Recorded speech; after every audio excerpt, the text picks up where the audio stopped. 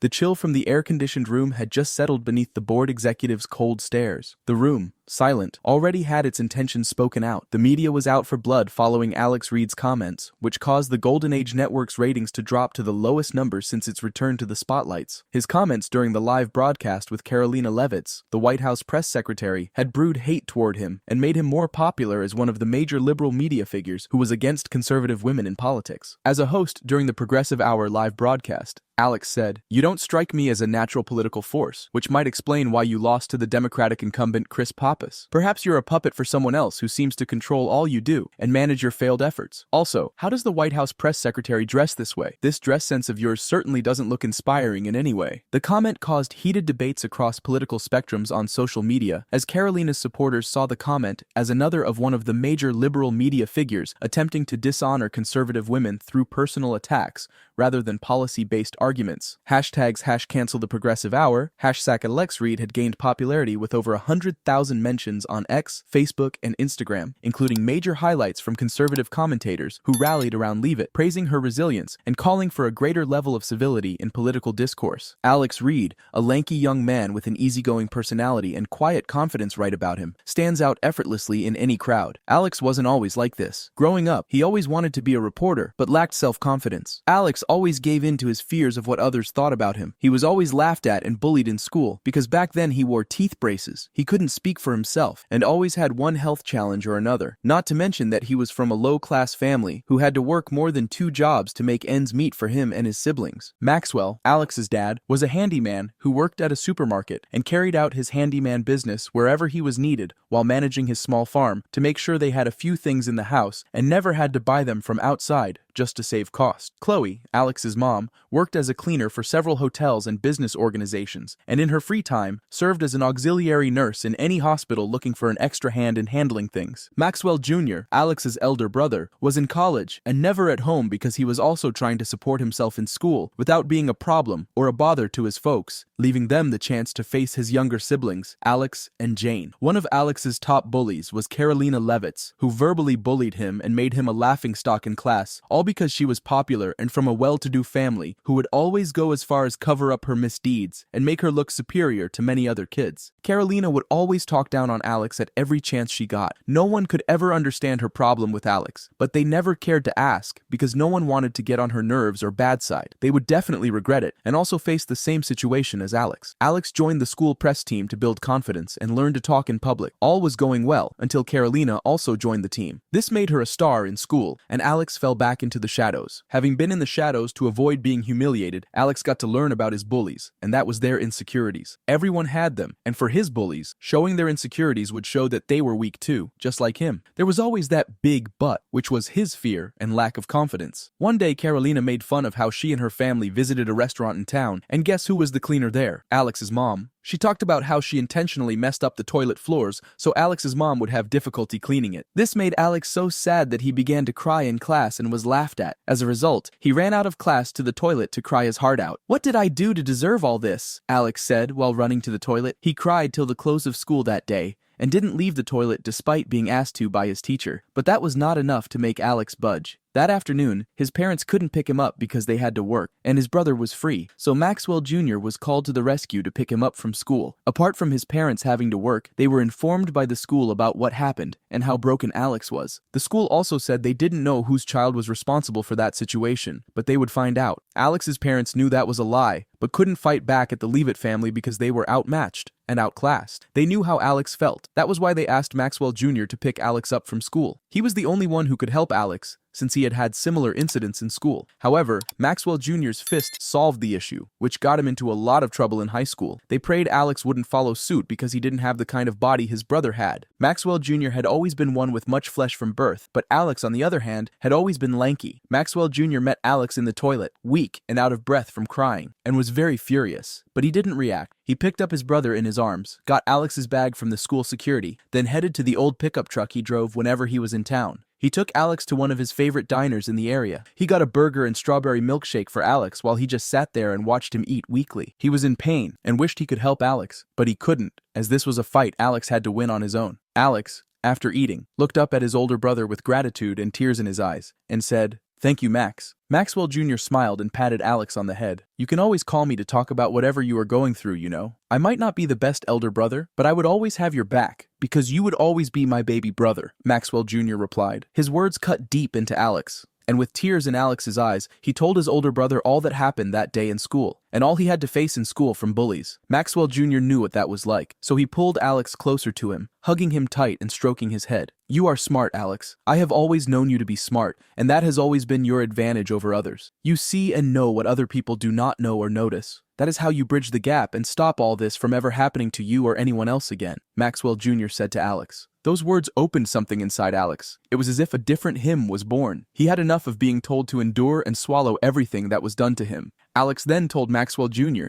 that he was going to look for a way to fight back and level the playing field. With that, they both headed to the truck and drove home. When they got home, Alex had a radiant smile, to the surprise of his parents, who were already looking for ways to console him. Alex greeted his parents and went to his room to change his clothes and bathe before coming down for dinner. Maxwell Jr. told his parents what Alex had told him and how everything had gone from school to the house. His parents were filled with joy and thanked him. They told him how the school had lied to them about not knowing who the culprit was and how they promised to do something about it. They knew nothing would be done because nobody wanted to be on the receiving end of cruelty when it came to the Leavitts. Alex came back downstairs with Jane, his younger sister, for dinner. While eating, Alex promised not to let anyone talk him down or bully him anymore, with so much confidence that his parents were not so sure that was the Alex they knew. His parents prayed it would be for the best, and they had one of their most memorable family dinners. Alex had a plan, and that was using the school. Since he was on the press team, he started taking on more roles, and before the end of high school, he was ahead of Karoline in the press team as he was a natural. He held talk shows and did interviews in school, and his ideologies put him ahead of others. Although none of this could measure to the level of insults he got from Karoline when he lacked confidence, he swore to avenge and humiliate Karoline. He knew his day of victory was going to come. With Alex becoming popular, Karoline couldn't bear it. She tried everything to make him a laughingstock again, but nothing worked. She ended up leaving the press team as Alex took the spotlight. They graduated high school and both pursued their respective fields of study in college. Alex was determined to make it all work out and gave it his best. After college,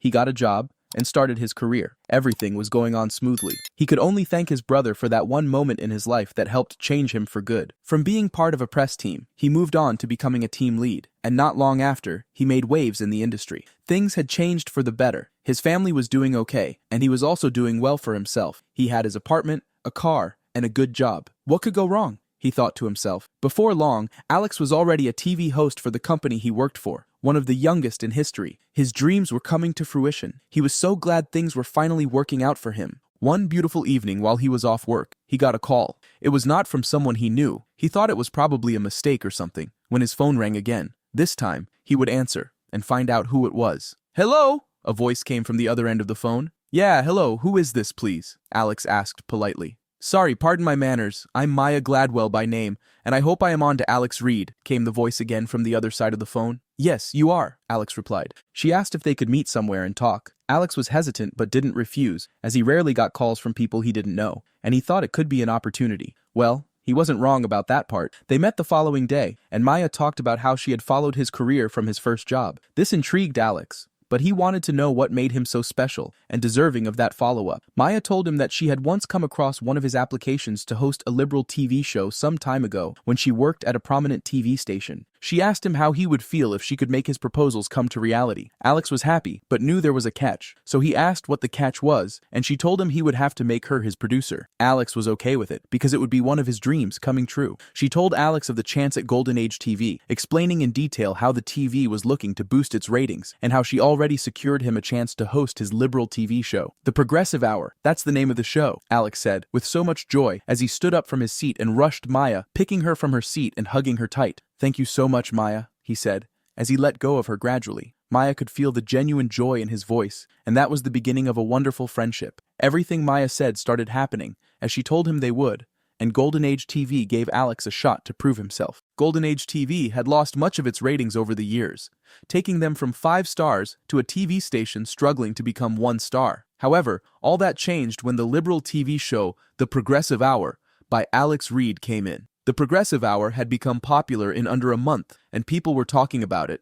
It was because Alex brought on someone he loved even as a kid, Steve Harvey. Steve had heard from Alex about him hosting a liberal show and thought it was good, so he decided to support Alex by being the first on the show with Alex. Steve knew how much Alex liked him because he got emails from him occasionally, and they met in person when Alex became a press media team lead. Steve helped Alex rake in the kind of views Alex needed to keep the show on the road, and it went a whole lot better than either of them could have imagined. The progressive hour progressed as reviews and ratings increased because of the different kinds of people Alex brought on the show. They discussed matters relating to or denoting a political and social philosophy promoting individual rights, civil liberties, democracy, and free enterprise. Alex felt fulfilled, as he never expected this level of influence from hosting a liberal TV show. He had met people he only saw on TV, given them handshakes, and shared ideas and opinions. After the U.S. elections, in which Donald Trump won, news about the youngest White House press secretary, Karoline Leavitt, started flying around. Karoline had become a presidential writer and assistant press secretary during the first Trump administration. She was a spokesperson for MAGA Inc., a pro-Trump super PAC, and served as the national press secretary for Donald Trump's 2024 presidential campaign. Karoline had finally made a name for herself, and it caught Alex's attention as he watched the news. He asked Maya if there was a way they could have Karoline Leavitt on the show, and Maya agreed to make it work. She knew what Karoline had done to Alex while they were in high school, so she understood that Alex wanted to show her that he had become someone meaningful in society. Things went his way, and they got Karoline into the show. Alex, who always wanted revenge, knew his time had come, or maybe he had spoken so soon. Everything started well, and things went smoothly until Alex got emotional. Even though he didn't show it, his comments did. The comment that broke the camel's back was when Alex said, "You don't strike me as a natural political force," which might explain why you lost to the Democratic incumbent Chris Pappas. Perhaps you're a puppet for someone else who seems to control all you do and manage your failed efforts. Also, how does the White House press secretary dress this way? This dress sense of yours certainly doesn't look inspiring in any way. This instantly caused a stir, both online and on site. People were furious at Alex. However, he didn't see anything wrong in what he said because it was strong and potent enough to embarrass Karoline and make her leave without saying another word. The show had to end early because of the heat Alex brought on the TV with his comment. Alex and Maya got called to the boardroom where the chill from the air-conditioned room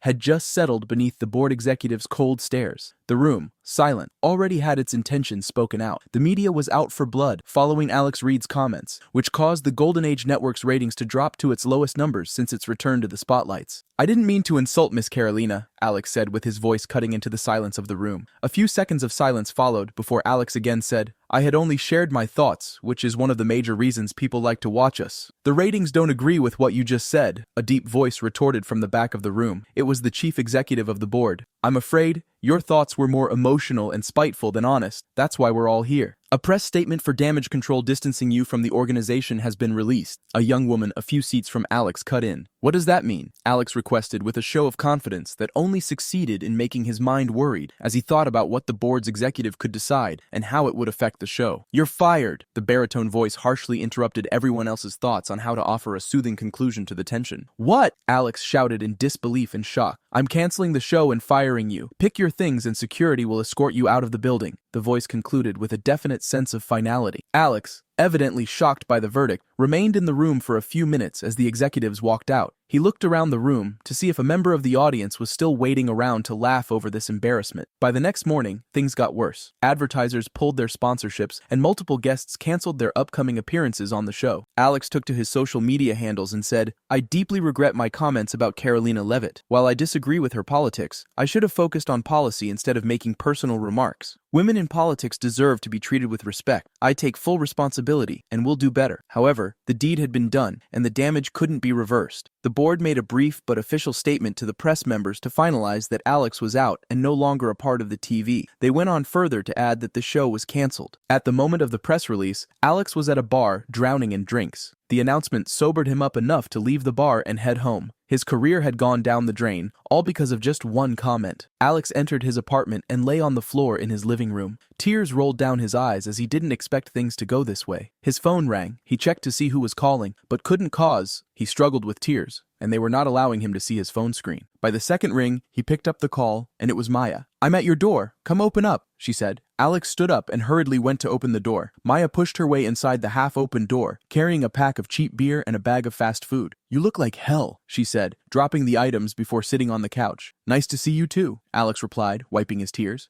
Maya opened a beer and handed it to him. Drink, eat, then we talk. He didn't argue. It was Maya after all, and she had become one of his closest friends. You messed up, you know, she said. Alex seemed to take a deeper dive by her words. She told Alex he wasn't wrong about what he said, as she also knew that despite his comments coming from a place of emotions, they had an iota of truth laced to them because people only supported women if they favored them. What do I do now? Alex asked. Maya smiled and replied, reinvent yourself. How? No one would want a shitstorm like me working for them anymore, Alex replied. No, Alex, you become independent, start your podcast, and carry on from there. People will listen no matter how much they hate you, Maya said. Alex nodded in approval and agreed to do as Maya had said. He was going to do it. Even if it meant he had to be the villain, he definitely wasn't going to back down. For the first time since the incident, Alex finally gave a smile that warmed him up from inside. What are your thoughts on Alex's approach for revenge toward Karolina? Let us know in the comments. Thanks for watching. If you learned anything from this video, like, share, and subscribe to this channel. Also, turn on the notification bell to be notified of new videos. Before you go, watch the other videos on your screen.